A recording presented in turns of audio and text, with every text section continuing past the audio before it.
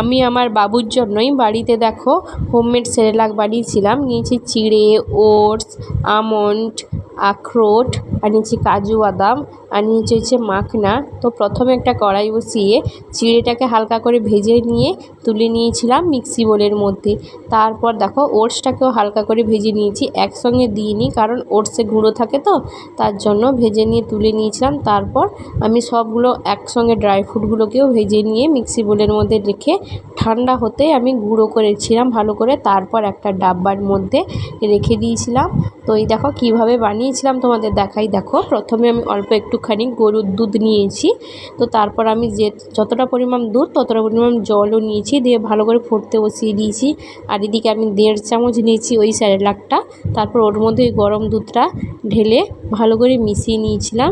দেখো মিশিয়ানো হয়ে গেছে। তারপর আমি আমার বাবুকে খাওয়াচ্ছিলাম। দেখো খাওয়াচ্ছি তাকে, ফুটকিটাকে।